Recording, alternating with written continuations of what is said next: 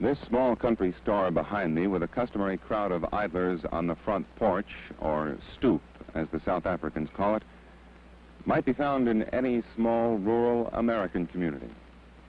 But the dirt road that runs parallel to this small country store marks the beginning of the location in the town of Nelspruit, the African location where natives are forced to live. Nelspruit, a small mining town in the northern Transvaal, has for the past week been the focus of the racial tension in South Africa.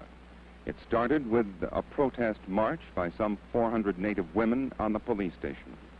The women have long been more militant in their resistance to apartheid laws in South Africa than have been their menfolk.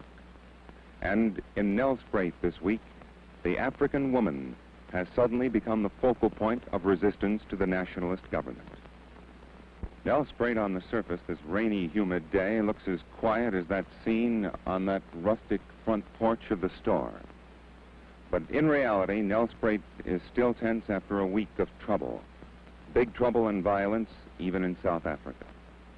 I asked for permission this morning to go inside the location at Nelspruit and make this film. We were told that there's been trouble there lately, and they'd rather not have any Europeans go inside. This, then, is our next recourse.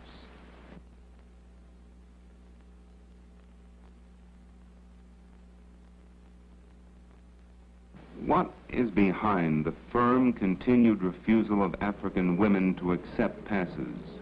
Well, the passes have been enforced in South Africa for a very long time amongst the men. And it has become very clear that the pass system in South Africa is the basis of forced and cheap labor. Now, to impose such a system on the African women is to create hardships. Firstly, African women will have to produce these passes on demand. If they fail to do so, they will be arrested in the streets, they will be stopped at stations, they will be stopped as they visit one another in the locations, and if they haven't got those passes, they will be immediately arrested and brought before the court. Now, African men who value their women just as any other people value their women, say what will happen to their children.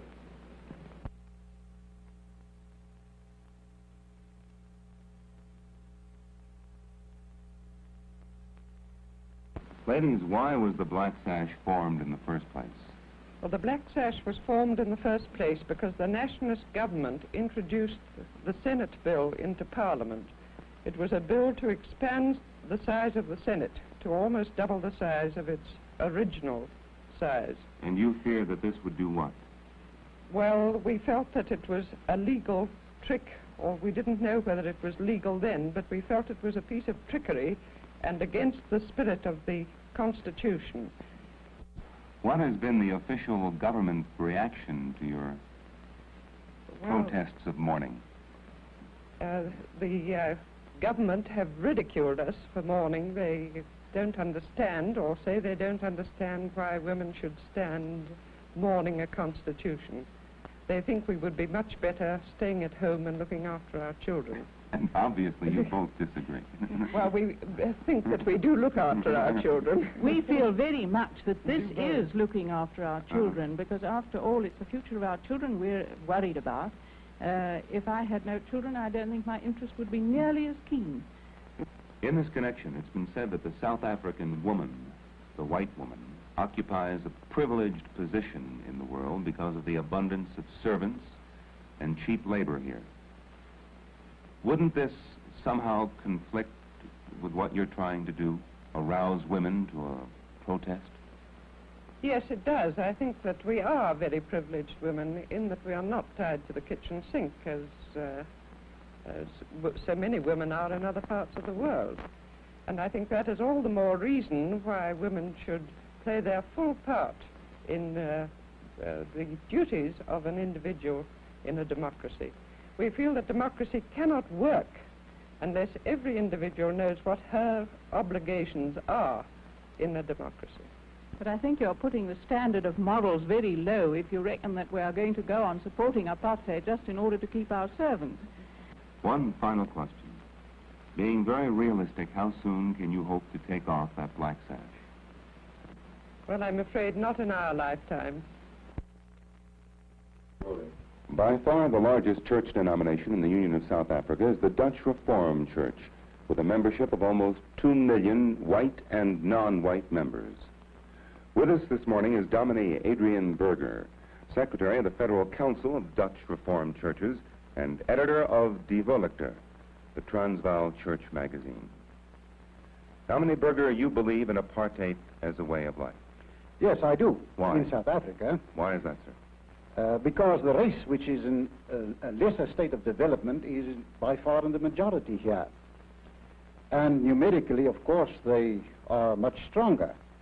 And because also I believe that it is according to God's will that the white race, which is in the majority in this country, should be preserved. And also everything we have done in the last 300 years and built up in the church and in the state should be preserved and not be swallowed up by an, I wouldn't say inferior race, because I don't believe it is an inferior race, but a lesser a race which is in a lesser state of development, that's all.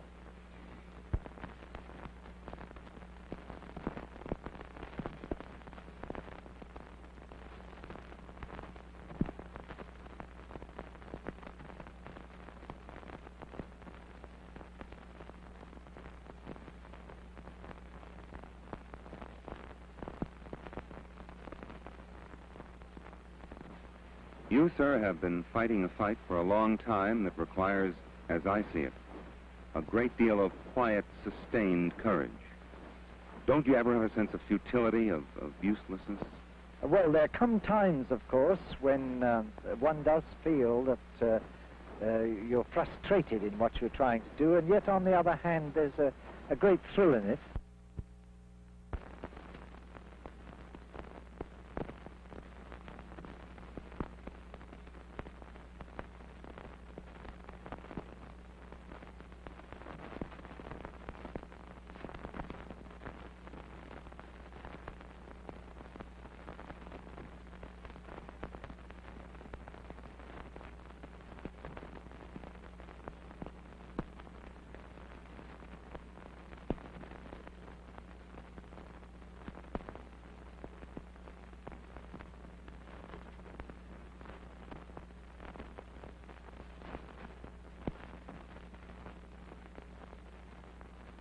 Perhaps you can answer this one question that's intrigued me for a long time.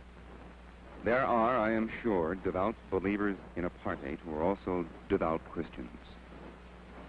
Can these two, apartheid and Christianity, in your opinion, be reconciled? I'm quite sure that they cannot. One of the mystifying things to me is how anybody who claims to be a Christian can be a disciple of apartheid. Do you find any conflict between apartheid and Christianity? No, certainly not. As a matter of fact, our Dutch Reformed churches are doing much more for the Christianization of the non-white people in this country than any other Protestant church in this country and anywhere in Africa. We as Christians believe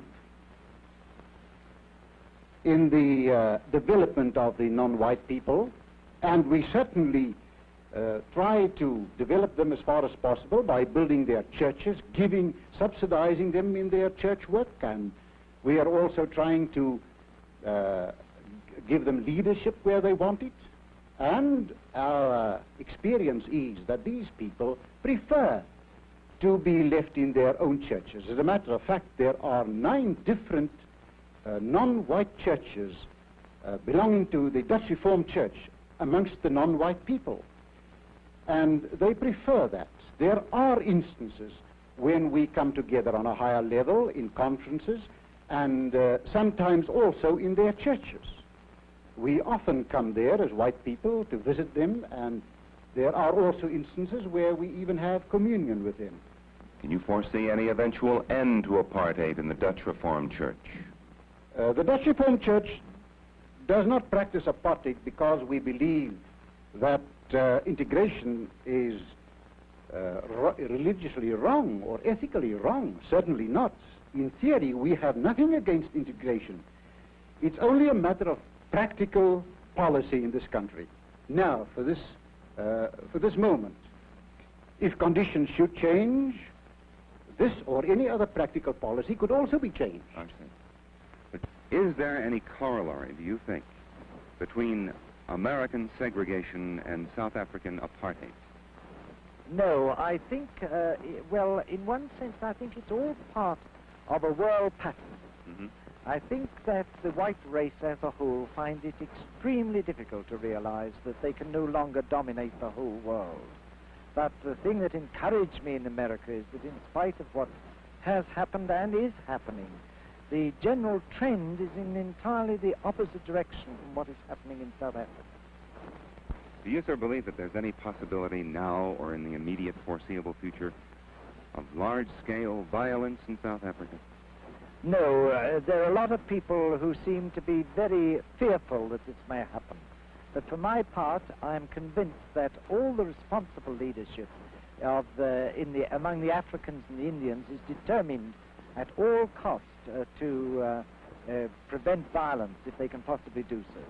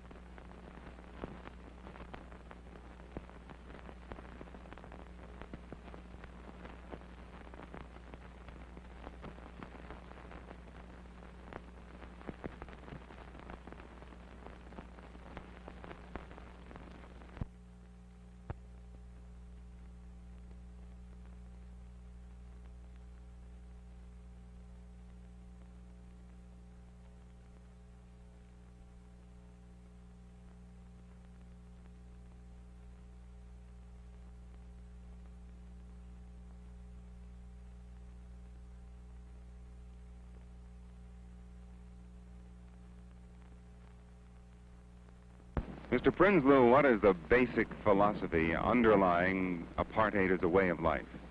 We Europeans who've lived in this country for more than 300 years have come to a conclusion which is strange to some people in the Western world, namely that the peoples of Africa, and so the Bantu people of South Africa, have a beautiful civilization of their own which is worth preserving. There are many facets of this civilization. For instance, the social warmth of the Bantu peoples, which we Westerners can rightly envy them. Now, we also have a peculiar Western adaptation to Africa. Therefore, we can say that the Bantu peoples are a flower and the Western peoples are a flower, each with a beauty of its own. I've heard that in the South Africa of today, you can be classified as colored simply by looking colored. Is this, in point of fact, true? Well, I can give you quite a, which may seem amusing, but rather humiliating incidents that occurred in our country when the Department of Census started reclassifying people. They hauled people with the trams in the mornings out of the bus queues and took them up to the Native Commissioner's office. And some of the tests applied to tell a man that he was not colored was trying to pass a comb through his hair. And the comb stuck, he was told, "You're a Kaffir." Other people whose noses were a bit flat were told, "You're not a colored." Mr. Prinsloo, as you are no doubt aware, most criticism of apartheid outside the Union is based largely on moral grounds. For example, the morality of separate residential areas in the cities of the Union, past laws, lack of voting rights, and so on. How would you reply to this? As far as residential areas are concerned, the practical situation is that until about 10 years ago, there were no residential areas for urban Bantu people. It is only in the last few years that such areas were set aside on a planned basis and developed at a terrific pace, as you can see all around you. This housing scheme, which now houses more than 30,000 urban Bantu who work in Pretoria, was a bare plain a mere 4 years ago. I think that is a complete answer to the so-called immorality of separate residential areas. In the political field, we are creating an outlet in that we are proclaiming Bantu authorities in all the major Bantu areas of the Union. We have already brought into life more than 300 such authorities where Bantu who have the inclination, the training and the moral courage to start developing their own people can do so with all possible assistance from the government. Is the government convinced that the African wants and accepts apartheid as a development policy? For obvious reasons, many opponents of this policy tried to influence the Bantu people in the other direction. And like all new philosophies, like all new policies, we had to put our case to the Bantu people. And I can safely say today that the Bantu people are accepting the policy of self-development, which essentially is apartheid essentially is in an ever-increasing tempo. I feel confident that the Bantu leadership of Africa, rural and urban, will, by the turn of next year, show in a most marked way that they are satisfied that this policy leads to their salvation. Mr. Nakwe, Mr. Prinsloo of the Native Affairs Department told me in Pretoria this week that the African accepts and wants apartheid as a stage of development. Well, Do you, sir, agree? Well, Mr. Prinsloo's information and mine, and I can claim to be slightly more informed than Mr. Prinsloo because I live among the Africans, and I am an African, cannot be quite correct at all. The African people are realizing that apartheid means nothing else but oppression and exploitation to them. If Mr. Prinsloo's contention is correct, then why do we have the unrest in the countryside, in the most backward areas of the country? If Mr. Prinsloo's information is also correct, then why do we have the deposition of chiefs? Why do we have the government agents moving around in the rural areas to find out what is going on? If the people were so contented, surely it wouldn't be necessary to have so many agents watching over them. I have had such hatred for every white man that I came across from the earliest days that I could remember. But with the passing of years and having had understanding of fundamental things in life, I have been able to overcome that. But I can assure you that that was one of the greatest struggles that I had to undergo with myself.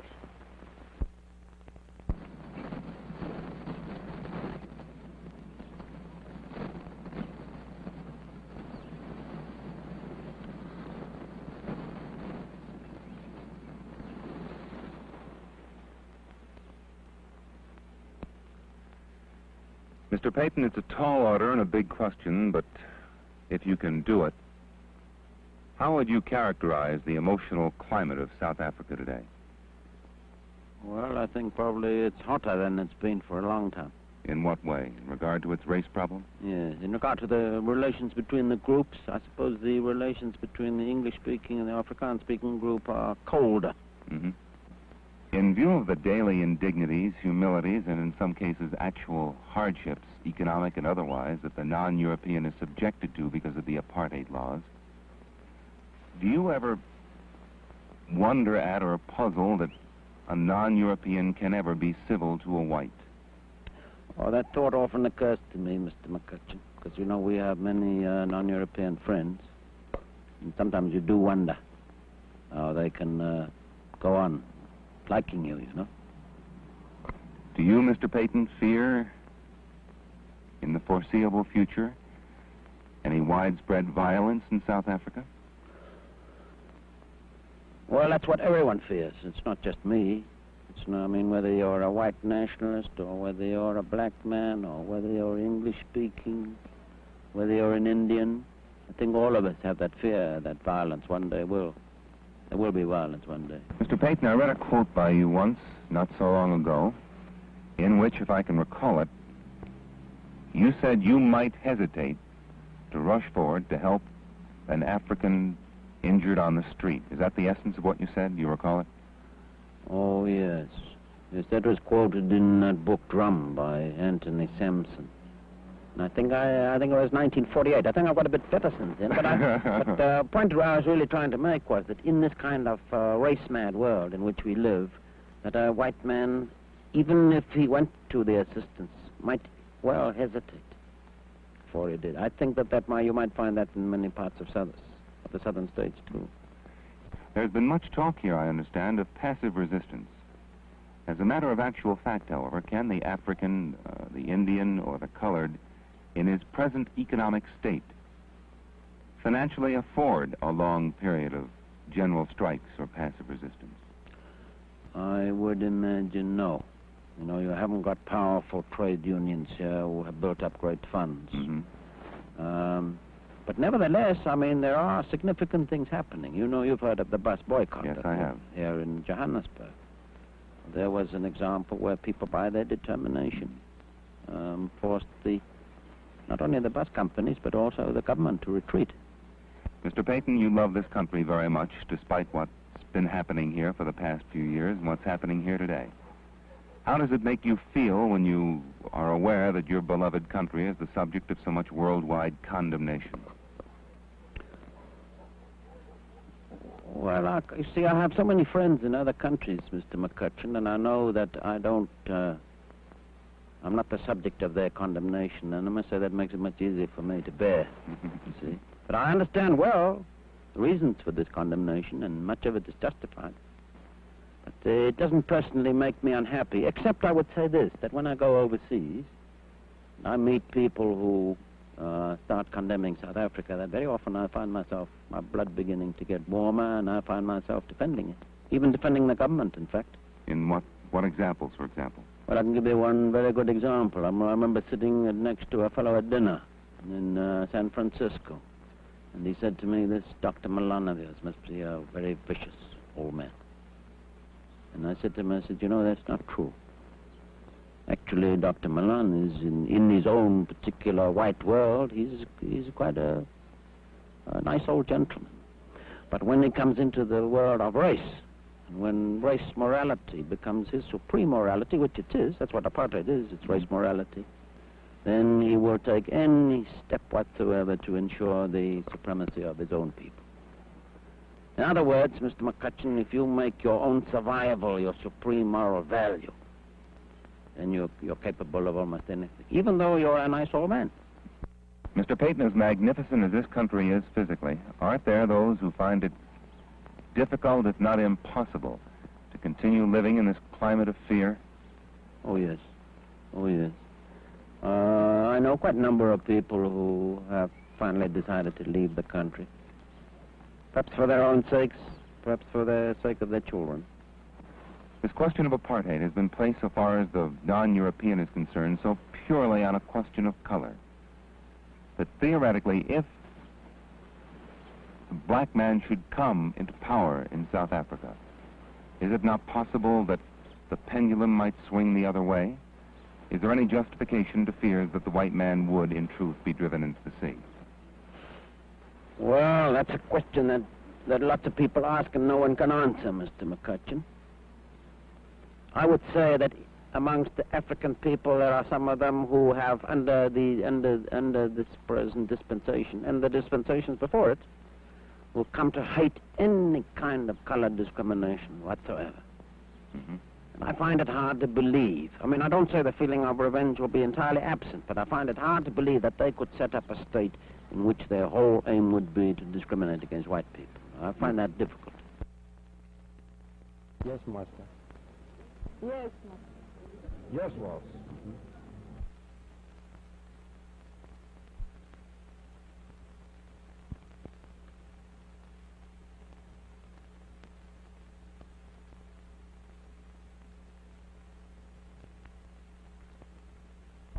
Ladies and gentlemen, you know that the series of talks that we have been giving here have been talks designed to describe to you how government works.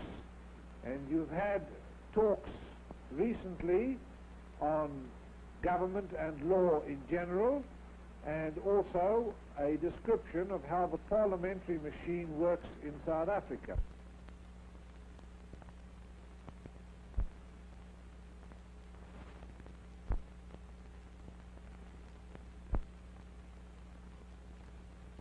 Don't you think, Mr. Chairman, that the field of cultivating the mind of the European people is more work for the liberals to do there than to come and try to cultivate the mind of the African people, because I think we are capable of doing that on our own self without any advice from any angle whatsoever.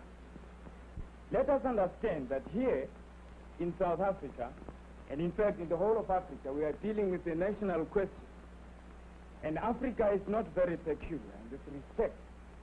Nearly every country has had its national problems, and they are always solved by the people according to the needs of the majority of the people in the particular countries concerned. At the present moment, we don't even have the right to starve. Yes, sir.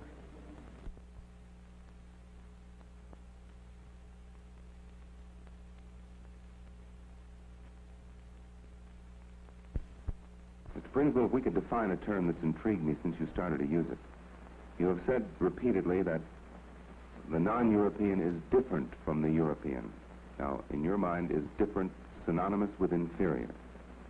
I think it is a generally accepted fact today that the non-European is at a lower stage of development than the European. That does not mean to say that they are inherently inferior.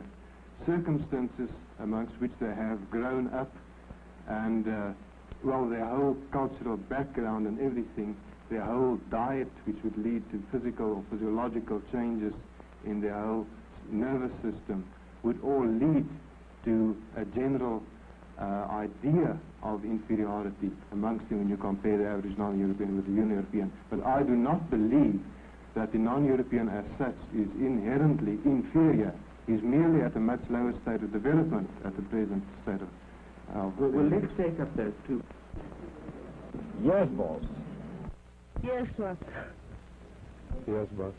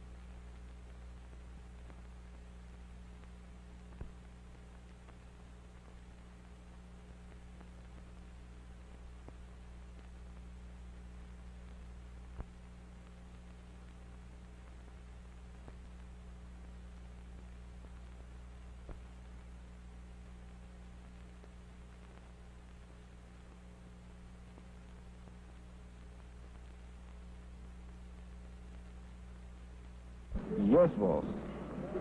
Yes, boss. Yes, boss.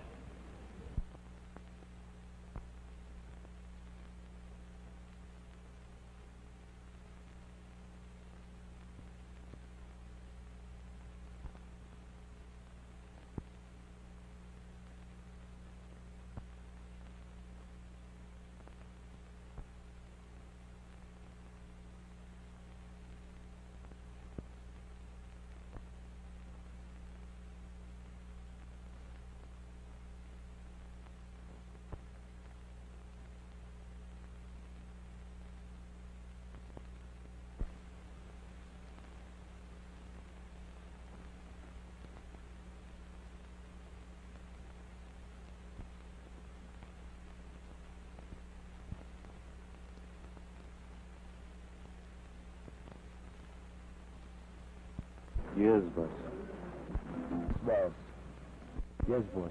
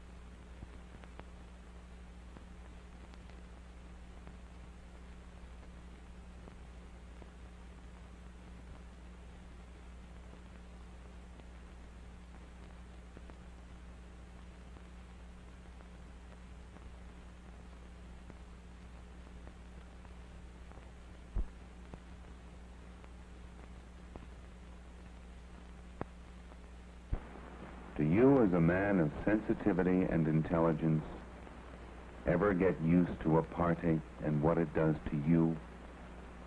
I'm afraid not, because it continuously affronts me. I'm forced to be indignant about it. I cannot get used to it. I must resist it. Is it back?